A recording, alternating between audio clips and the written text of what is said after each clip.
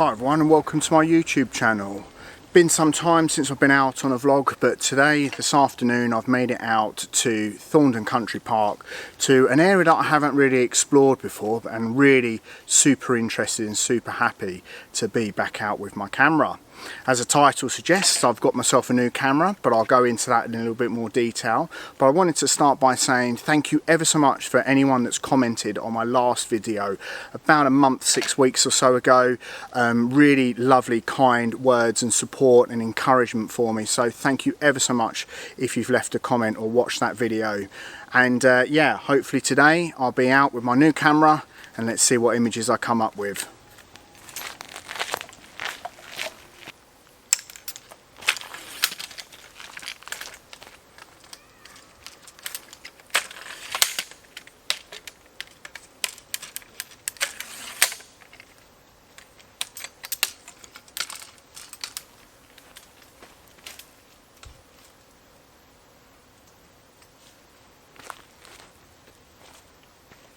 Got the first composition set up here, looking across at this silver birch tree and a little bit of a clearing. It's been lovely backlit because of the ferns and the trees behind are really sort of glowing, with this side of the actual tree a little bit more in shade but a little bit of dappled light coming through from the tree above. So it's working out really quite nicely for this one. So I've got the EOS R set up at about 105mm, f4, ISO 100 and 1/80th of a second as the base image, however bracketing 2 stops either side. Probably won't need to use the overexposed image, but probably the underexposed image definitely, just so I can obviously pick out that more dappled light within these conditions. But yeah, first image that I've taken with this camera, working out really nicely. Loving the setup, loving obviously the information that it's creating on the back of the LCD screen as well. So happy days shooting with it so far.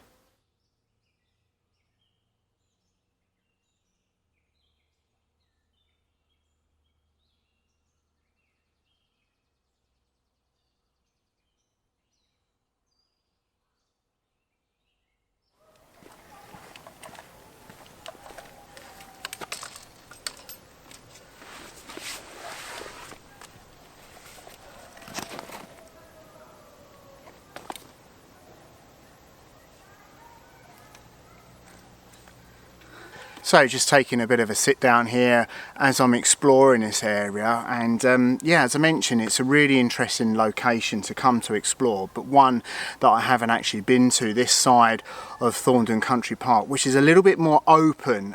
There's a little bit more of sort of meadows here and there around this area, with a lot more ferns.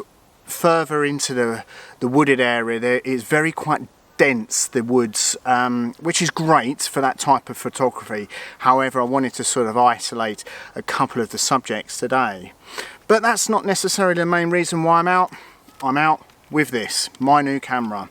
So I upgraded my setup to the Canon EF full frame mirrorless camera. I have also got a 24-105 EF lens and also a 17-40 EF lens as well. So I had to purchase the mount adapter to convert the EF lenses onto the R mount body. But so far I'm really enjoying this camera. It's such an enjoyable use, very familiar because it's Canon from my last camera that I had, so it's very sort of familiar with obviously all of the setup, etc.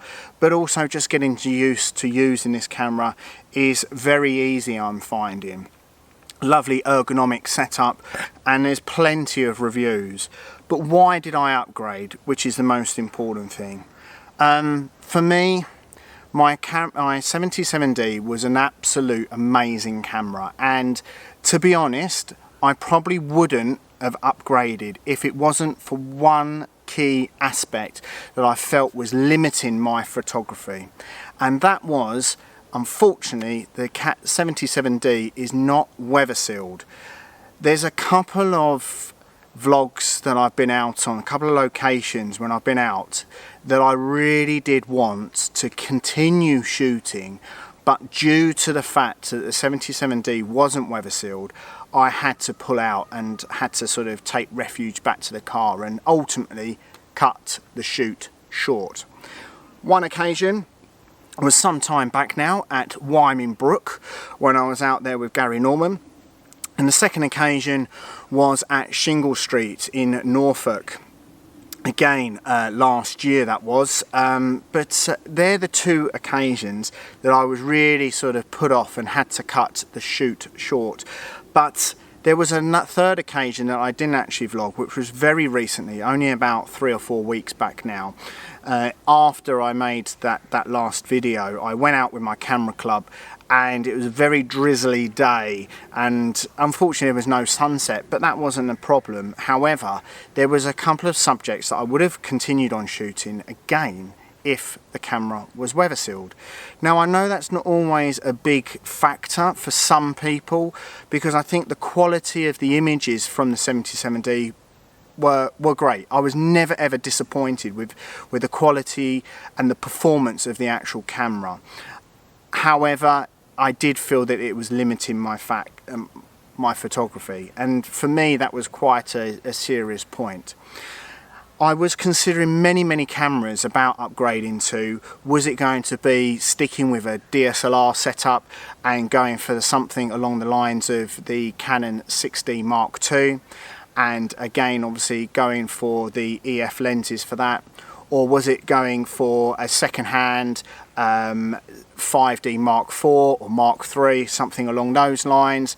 But I decided that because how the camera world is moving, and it is moving, I feel, into a mirrorless format over the next few years. However, as people know, particularly over the pandemic, it has sort of propelled itself in that direction. How could I future-proof myself and my purchase moving forward? Because don't shadow a doubt, this is a serious financial outlay for me, and something I didn't take lightly. So I feel like moving in this direction is definitely the right thing that I've done. So I obviously part exchanged on myself using MPB, which is a fantastic setup and service, and was able to purchase obviously all of my 77D stuff, the lens and my telephoto lens as well. I part exchanged for the setup that I've actually purchased.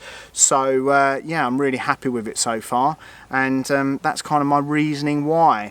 I know a lot of people have watched my channel because I shoot, or used to shoot, with a crop sensor. Don't feel like I've obviously abandoning you guys, because I really do feel a crop sensor is a fantastic camera. Any camera is really, but the 77D and cameras in and around that sort of remit are really good. So if you do have one, I'm sure that you'll be very happy with it. But let's see what other images I can come up with this one today.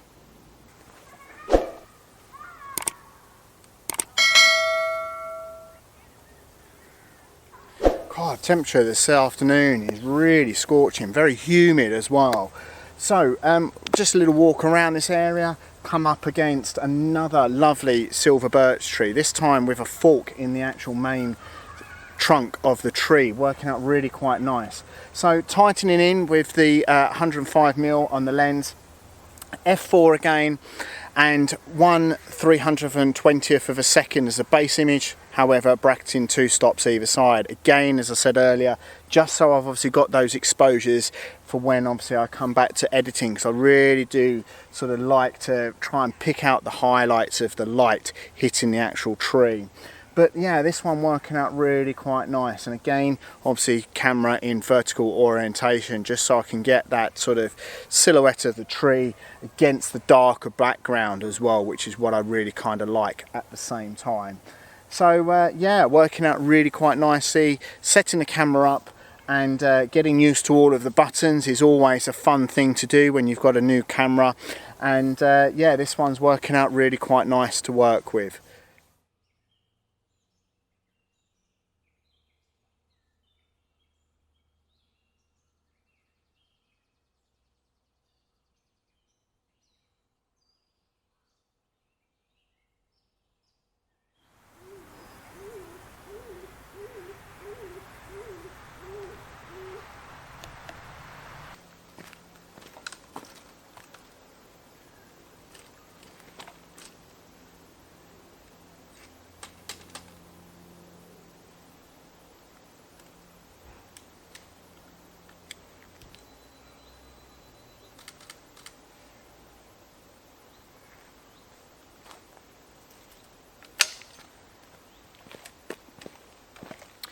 So I won't hang around too long on this one because I'm right on the road here down to the car park, but just grabbed my last image there, looking at these lovely silver birches. Now I don't think that's actually part of the woodland and parkland here, so keeping on the road, I didn't really want to venture any further into there because there's no paths, and yeah, don't fancy getting told off.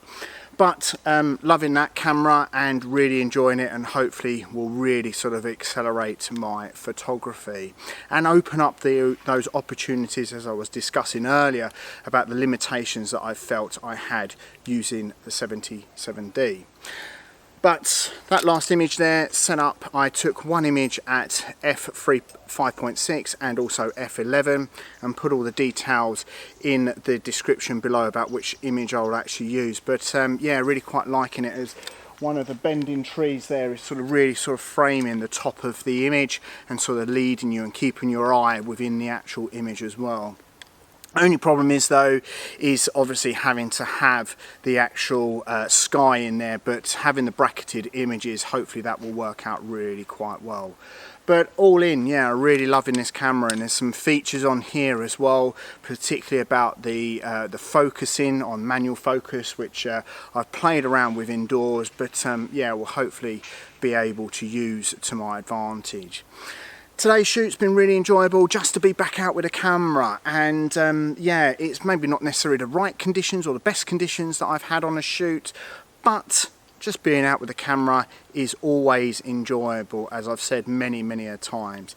Thank you again to everyone that commented on my last video. Feel free to comment on this one, and if you haven't considered it already, please consider subscribing. Until next time when I'm back out and about, take care.